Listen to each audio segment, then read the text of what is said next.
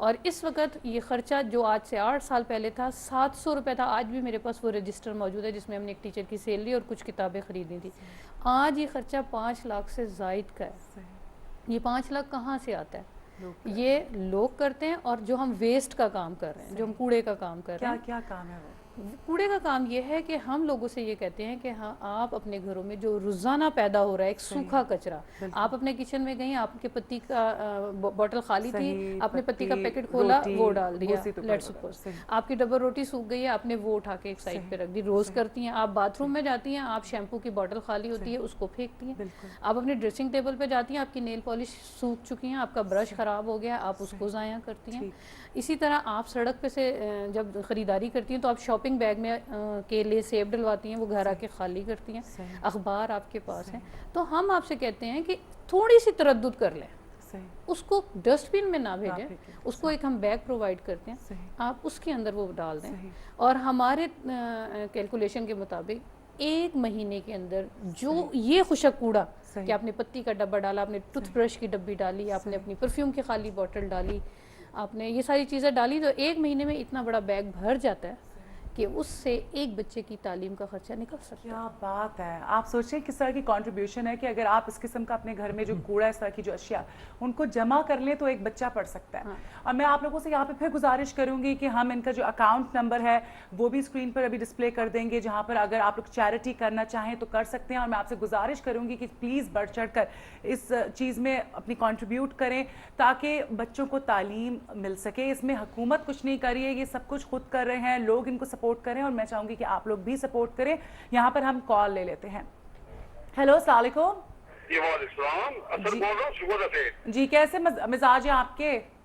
جی ہاں جی الحمدللہ شکر ہوں. یہ میں پروگرام سن رہا ہوں، یہ بچوں کے بارے میں کوڑا کھانے والے اور یہ تعلیم کے بارے میں ساری باتیں سن رہا ہوں. جی تو اس سلسلے میں گزارا یہ ہے کہ یہ جو بچوں کا کوڑا کھانے کا اور یہ جو لیبر چائلڈ ہے اس کے بارے میں ایک ہی طریقہ ہے، اور وہ یہ ہے کہ ان بچوں کو تعلیم دی جائے. بالکل. اور جو حکومت بچوں کے بارے میں تعلیم، آپ دیکھیں نا 2007 سے پہلے جنرل مشرف کا دور آپ دیکھ رہے ہیں کہ کتنے اچھی اس نے یعنی تعلیم کو اس نے اتنا عام کیا کہ فری کتابیں پہلے سے لے کے میٹرک تک. میں گاؤں میں رہتا ہوں، 81 ہے میرا سگود آگے، اور میں گاؤں میں رہنے والا آدمی ہوں، اور میں آپ کو الفن یہ کہہ رہا ہوں کہ اس کے دور میں پہلے سے لے کے میٹرک تک یہ کتابیں جو فری ملتی تھی. بالکل. تو اس وقت بچے جو تھے ان کو وظیفے ملتے تھے اور غریب بچوں کو وہ وظیفے دیتے تھے.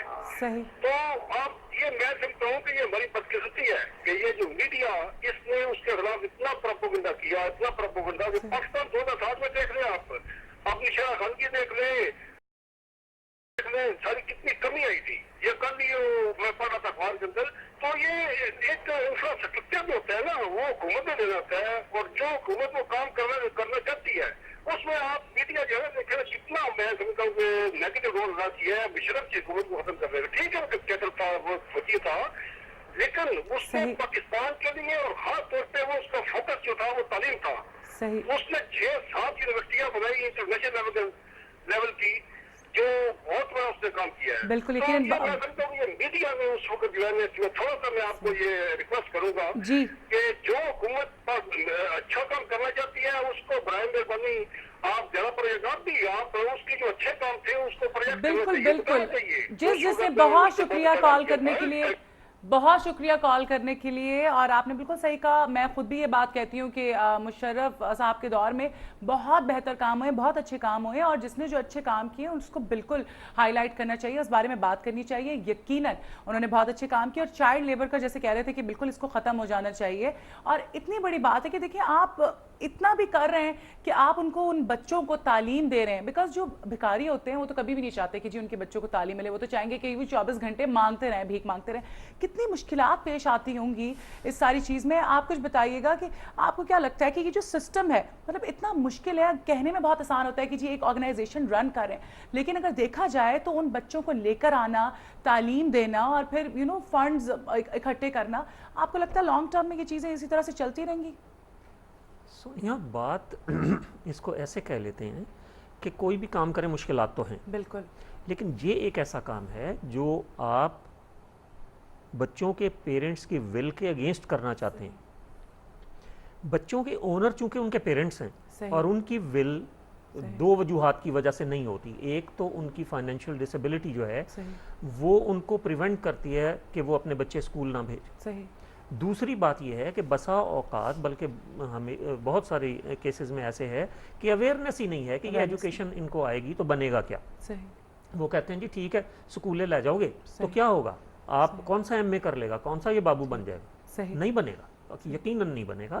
لیکن یہ ہو جائے گا کہ وہ ایک سمجھدار شہری ضرور بن جائے گا.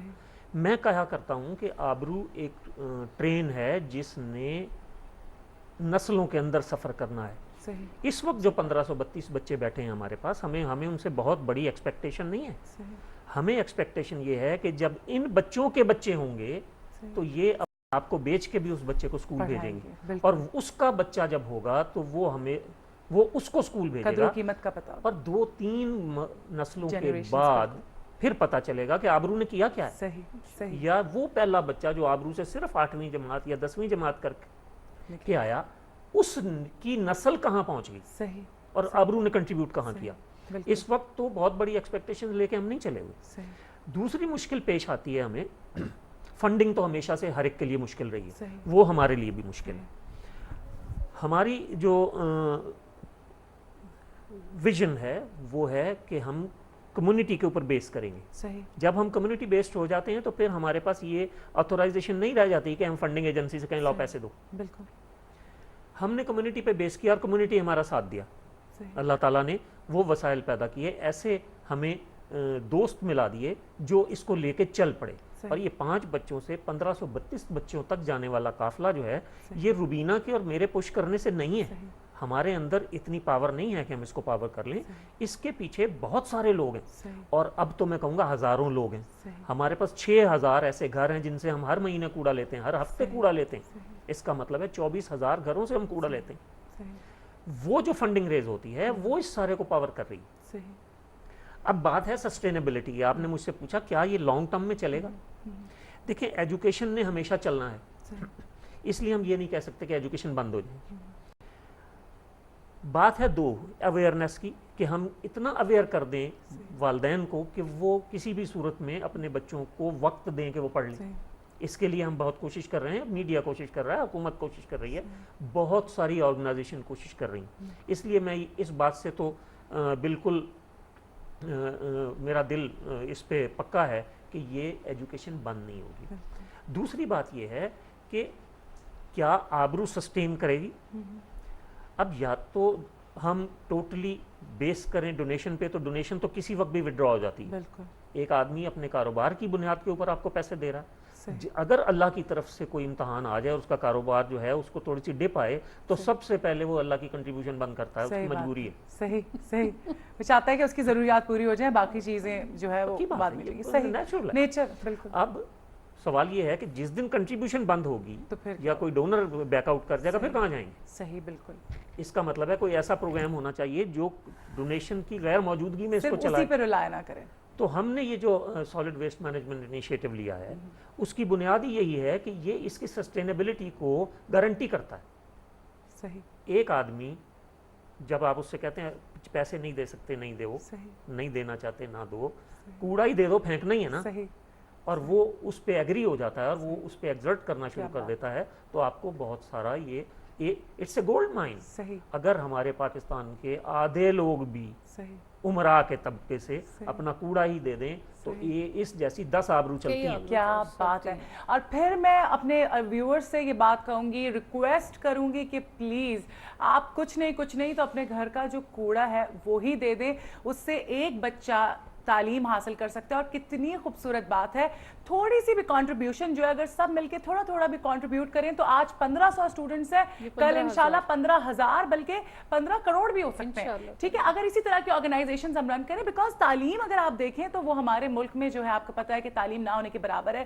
صحیح تعلیم نہیں دیا جا رہا, اس کا معیار ٹھیک نہیں ہے, اور آپ لوگ اتنا اچھا کام کر رہے ہیں اور انشاءاللہ ہم امید کرتے ہیں کہ ڈونرز میں اضافہ ہوگا. آپ مجھے بتائیں, آپ کو لگتا ہے آپ تعلیم دے رہی ہیں اور اتنے شوق سے دے رہی ہیں اور یہ جذبہ ہے کہ ان میں سے کوئی ڈاکٹر انجینئر بھی نکلے گا؟ جہاں تک یہ کہ ڈاکٹر انجینئر وہ تو مجھے نہیں معلوم, لیکن مجھے یہ ضرور پورا یقین ہے کہ یہ بچے اچھے پاکستانی اور اچھے مسلمان ضرور بنیں گے، کیونکہ میرا ان کے ساتھ ڈیلی بیس